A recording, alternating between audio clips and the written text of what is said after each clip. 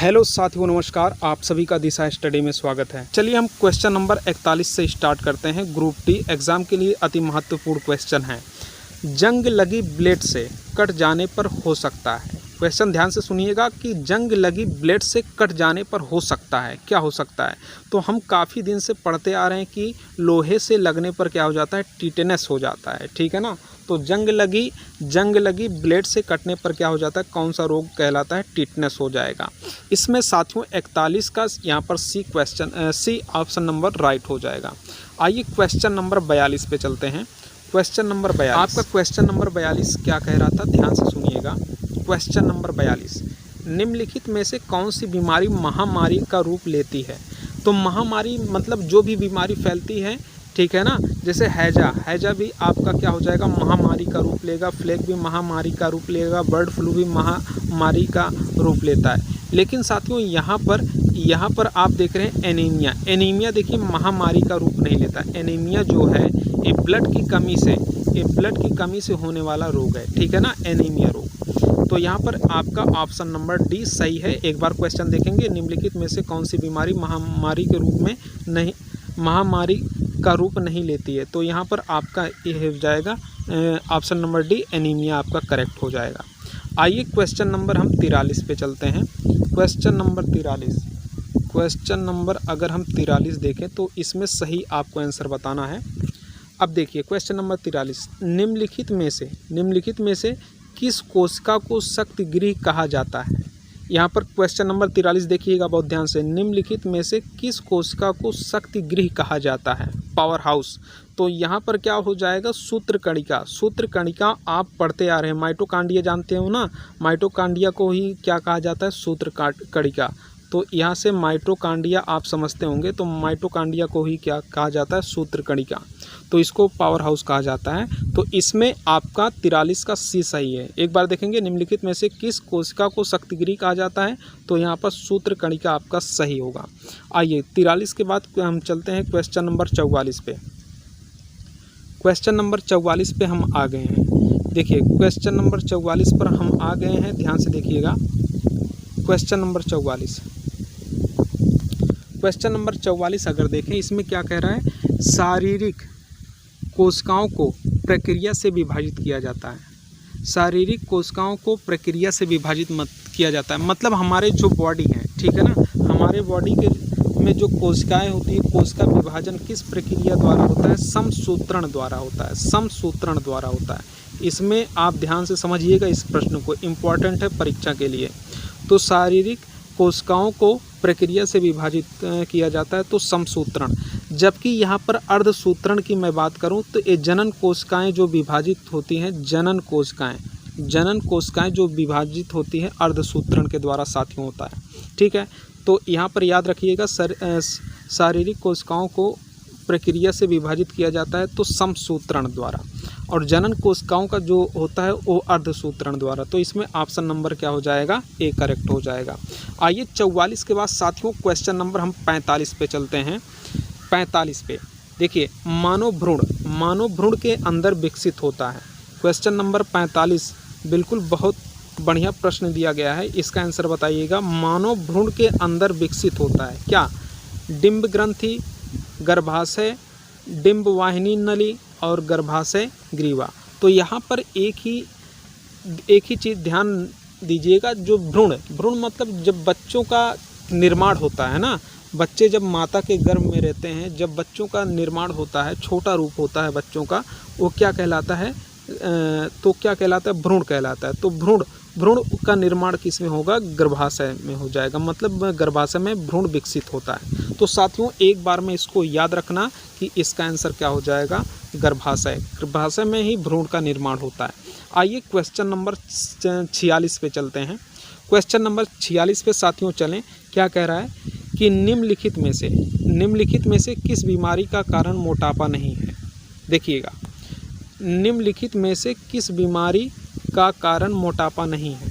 तो निम्नलिखित में से किस बीमारी का कारण मोटापा नहीं है, तो इसमें आपका आंसर क्या सही हो जाएगा, मधुमेह, अति तनाव और किरीटीय हृदय रोग और पीलिया।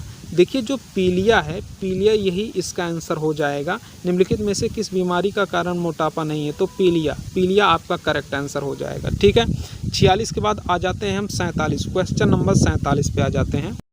निम्नलिखित में से कौन सी बीमारी अनियंत्रित कोशिका विभाजन से होता है, मतलब मानव शरीर के अंदर, मानव शरीर के अंदर, ठीक है ना, बॉडी में अगर कहीं भी कोशिकाओं का विभाजन अधिकतम रूप में चालू हो गया है, ठीक है ना, बहुत अधिक मात्रा में कोशिका विभाजन हो रही, कोशिकाओं का निर्माण हो रहा है, तो किसका रूप लेता है, कैंसर का रूप लेता है, कैंसर का रूप लेता है। ठीक है ना, तो यहाँ से कैंसर को किस नाम से जाना जाता है, तो कैंसर को किस नाम से जाना जाता है, आप भी जानते हैं, कर्क रोग के नाम से जाना जाता है ना।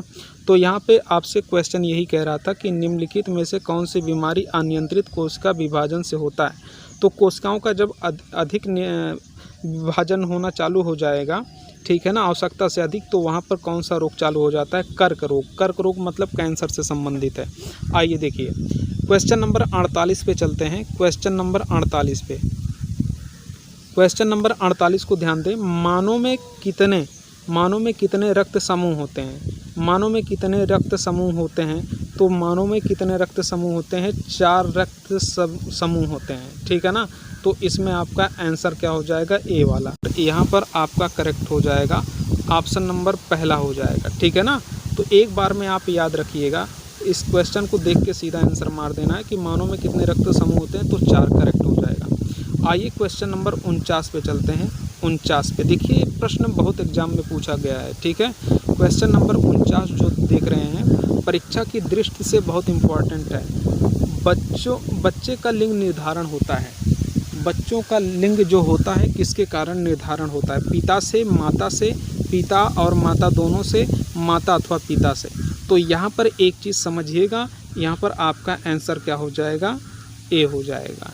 ठीक है ना, यहाँ पर मैं बता दूं कि मादा में क्या होता है, यक्स होता है। ठीक है ना, और यहाँ पर मैं अगर पुरुषों की बात करूं तो XY हो गया। ठीक है, अगर यक्स से एक कंपेयर करता है तब भी पुत्री का हो जाएगा। ठीक है ना, पुत्री पैदा होगी, और यक्स से ए भी एक्स अगर इससे यक्स से करता है तब भी पुत्री का। ठीक है ना, अब यहाँ पर वाई चाहे इस यक्स से करे चाहे इस यक्स से करे चाहे जिससे, तो यहाँ पर क्या होता है, लिंग का जो निर्धारण होता है किससे होता है, पिता के अनुसार होता है। ठीक है, तो यहाँ पर आपका क्या हो जाएगा, बच्चों के लिंग का निर्धारण किसके अनुसार होता है, तो पिता के अनुसार होता है। तो इसमें ऑप्शन नंबर पहला वाला आपका करेक्ट हो जाएगा। ठीक है ना, तो पिता सही हो जाएगा। क्वेश्चन नंबर 50 पे अगर हम आते हैं, यहाँ पर आपसे पूछा जाए कि अमीबा उदाहरण है, अमीबा किसका उदाहरण है, अमीबा पैरामीशियम जानते हैं किस चीज़ का उदाहरण होता है, तो ये क्या है, एक कोश की जीव है। याद रखिएगा, एक कोश की जीव है। अमीबा जो है एक कोश की क्या है, जीव है। तो यहीं से आपका करेक्ट आंसर हो जाएगा, एक कोश का जीव। अब इसके बाद हम आ जाते हैं क्वेश्चन नंबर 51 पे। क्वेश्चन नंबर 51 पे आ जाते हैं। क्वेश्चन नंबर 51 देखिएगा। क्वेश्चन नंबर 51 क्या है, एंड्रोमीडा क्या है, एंड्रोमीडा क्या है, आप बताइए। इसमें एंड्रोमीडा बताएं क्या होगा। एंड्रोमीडा एक क्या है, आकाश गंगा है। एंड्रोमीडा क्या है, एक आकाश गंगा है। तो ऑप्शन नंबर सी इसमें करेक्ट हो जाएगा ना। तो यहाँ पर एक तारा, एक धूमकेतु, एक उपग्रह, ऐसा ही नहीं है। तो इसमें क्या हो जाएगा, एक आकाश गंगा करेक्ट आंसर हो जाएगा। आइए क्वेश्चन नंबर हम 52 पे चलते हैं। क्वेश्चन नंबर 52 पे, टेलीफोन का आविष्कार किसने किया, बताएं। इस क्वेश्चन का सही आंसर बताते जाएं कि टेलीफोन का आविष्कार साथियों किसने किया। करेक्ट हो जाएगा, ग्राहम बेल। एक बार में इस टाइप के प्रश्नों को एक बार में आपको ध्यान से देख के तुरंत बता देना है। टेलीफोन का आविष्कार किसको कहा जाता है, ग्राहम बेल। एडिसन, फैराडे ने, फ्रैंकलिन ने, ये सब नहीं है। ठीक है, ग्राहम बेल हैं टेलीफोन के आविष्कारक। अब आइए क्वेश्चन नंबर हम 53 पे चलते हैं। क्वेश्चन नंबर 53, क्वेश्चन नंबर हम 53 देखें। मैनोमीटर उपकरण किया जाता है, उपयोग किया जाता है। जो मैनोमीटर ये उपकरण है इसका उपयोग किया जाता है, किस में किया जाता है, छोटी दूरी मापने के लिए, आर्द्रता मापने के लिए, धारा के उतार चढ़ाव मापने के लिए, दाब मापने के लिए। तो एक बार में याद रखेंगे कि दाब मापने में इसका प्रयोग किया जाता है ना। मैनोमीटर का उपयोग किसमें, दाब मापने में किया जाता है। तो option number D correct answer हो जाएगा। आइए क्वेश्चन नंबर हम 54 पे चलते हैं। क्वेश्चन नंबर 54 पे चलते हैं। देखिए क्वेश्चन नंबर 54 आपके सामने है। Question number 54,